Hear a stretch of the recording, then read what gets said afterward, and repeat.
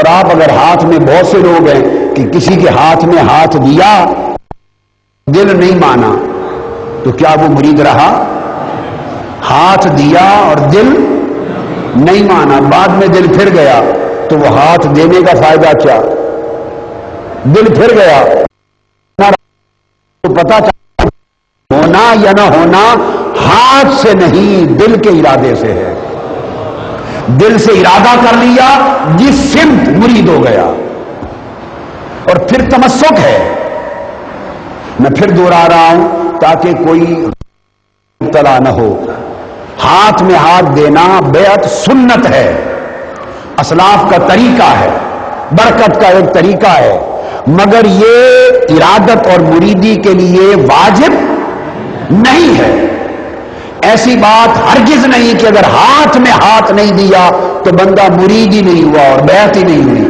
بیعت کیا ہے؟ وہ بھی ہاتھ میں ہاتھ دینا بیعت کے لیے واجب نہیں، بیعت کہتے ہیں عہد کو۔ عہد کر لیا، زبان لیا، دل سے ارادہ کر لیا، مرید بھی ہو گئے، بیعت بھی ہو گئے۔ اور اگر ہاتھ میں ہاتھ دے لی، بیعت بھی کر لی اور ہاتھ بھی دے لیا اور دل سے نہ مانا تو نہ بیعت رہی نہ ارادہ رہا۔ اس لیے مرید کا لفظ ارادہ سے ہے اور ارادہ دل کا عمل ہے، ہاتھ کا عمل نہیں، ارادہ دل کا عمل ہے۔ پہلے زمانوں میں ایسے ہوئے کہ جو ہاتھ سے ہاتھ دے کے اس طریقے کو نہیں بھی کرتے تھے مگر کہتے تھے فلاں میرا شیخ ہے، تو سمجھانا یہ چاہتا تھا کہ یہ دراصل ارادہ ہے، اور ارادہ عمل قلبی ہے، دل سے ارادہ کر لیا، بات ختم ہو گئی۔ اب ڈیپینڈ تو یہ کرتا ہے کہ ارادہ کیا کس غرض کے لیے، کس سمت جانے کے لیے، کس کا۔ اگر بندہ اپنا ارادہ کروائے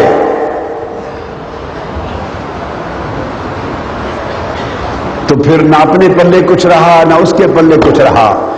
ارادہ تو یہ ہے کہ بندہ مولا کا ارادہ کروائے، مدینے کا ارادہ کروائے اور عرش کا ارادہ کروائے، یا ارادہ گنبد خضرا کا ہو یا ارادہ صاحب عرش اولا کا ہو۔ ارادے دو ہیں، اور اہل اللہ اور اولیاء دنیا کے ارادوں کو اسی سمت لگانے کے لیے تشریف لائے۔ تو فرمایا جو ارادہ کر لے اللہ کے حضور بندگی کا، تواضع کا، انکساری کا، ابدیت کا، فَلْيُوَجِّهْ نَفْسَهُ إِلَىٰ عَظَمَةِ اللَّهِ، تو پھر وہ اپنے نفس کو، اپنی جان کو اللہ کی عظمت کی طرف متوجہ کر لے، یہ مرید ہو گیا۔ اللہ کی عظمت کی طرف متوجہ کر لے، اور پھر اس کا نتیجہ کیا ہوگا؟ جب اللہ کی عظمت کی طرف متوجہ ہو جائے گا تو اس نرم ہو جائے گا۔ اور یہ بات بڑی توجہ طلب ہے، دین کی خدمت کرنے والے لوگ، ان کے لیے اکثر شکایت ہوتی ہے کہ دل کے سخت ہوتے ہیں۔ مجھے رونا آتا ہے، ارے وہ کیسا دین کا خادم ہے جس کا دل سخت ہے؟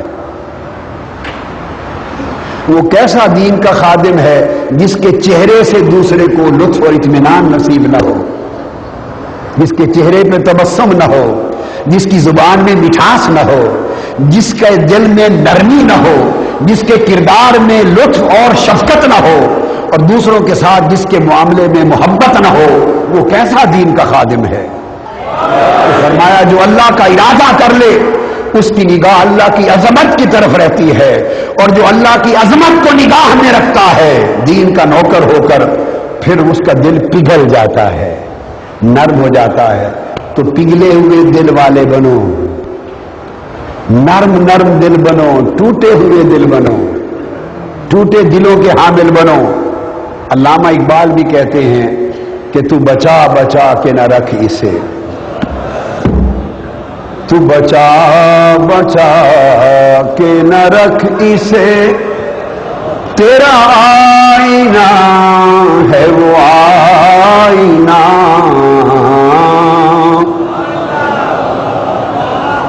تو بچا بچا کے نہ رکھ اسے، تیرا آئینہ ہے وہ آئینہ کہ شکستہ ہو تو عزیز تر ہے نگاہ آئینہ ساز میں کہ شکستہ ہو کہ شکستہ ہو تو عزیز تر ہے نگاہ آئینہ ساز میں کہ شکستہ ہو، ارے شکستہ دل بن جاؤ، کہ شکستہ ہو تو عزیز تر ہے نگاہ آئینہ ساز میں کہ شکستہ ہو، کوئی شکستگی بھی لے، میں اس لیے بار بار پڑھ رہا ہوں، کہ شکستہ ہو تو عزیز تر ہے نگاہ آئینہ ساز میں۔ اسی لیے حضرت خضر علیہ السلام اور حضرت موسیٰ علیہ السلام جب سفر پہ نکلے تو راستے میں کشتی آئی، غریبوں کی کشتی تھی، مسکینوں کی، انہوں نے عزت و تکریم کے ساتھ بٹھایا، پار لگایا۔ خضر علیہ السلام نے اترنے سے پہلے اپنا سوٹا مارا اور کشتی کو توڑ دیا 3-4 جگہوں سے، خضر علیہ السلام نے۔ تو موسیٰ علیہ السلام نے پوچھا، ان غریبوں کی کشتی تو ان کا ذریعہ روزگار تھا، معاش تھا، آپ نے سوٹا مار کے توڑ دیا، لاٹھی مار کے، ان کا روزگار ہی گیا، کیوں ایسا کیا؟ یہ واقعہ تو آپ نے پڑھا ہے نا جی؟ اس کا ایک معنی، ترجمہ، تفسیر وہی ہے جو آپ پڑھتے ہیں کتب میں نے بھی لکھا ہے۔ اس کو تفسیر اشاری اور تفسیر عرفانی کہتے ہیں، ایک عارفانہ معنی بھی ہے۔ عارفانہ معنی کے لحاظ سے تربیت کے لیے مراد یہ ہے کہ وہ کشتی لکڑی والی کشتی نہ تھی، وہ کشتی قلب تھی، دل کی کشتی تھی۔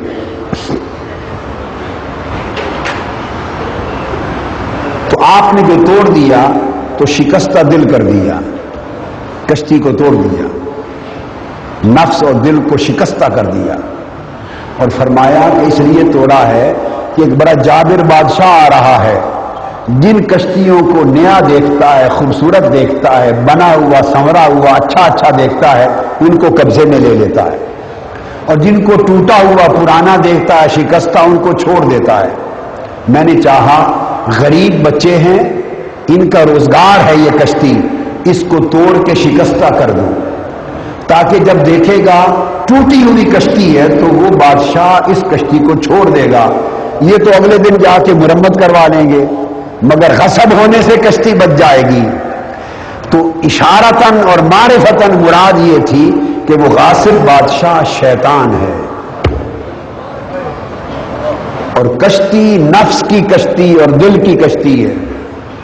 وہ شیطان جابر بادشاہ ہے، وہ دیکھتا ہے کس کے نفس بڑے سمرے ہوئے ہیں، پلے ہوئے ہیں، کھا کر، سو پہن کر، سج دھج کر، کس کے نفس اور دل خواہشات دنیاوی سے بڑے سجے ہوئے ہیں، دھجے ہوئے ہیں۔ جن کے نفس اور دل سجے دھجے نظر آئیں وہ شیطان بادشاہ ان پر قبضہ کر لیتا ہے، اور نفس و قلب آپ سے چھین کے لے جاتا ہے، پھر وہ نفس شیطان کے رہ جاتے ہیں، رحمان کے نہیں رہتے۔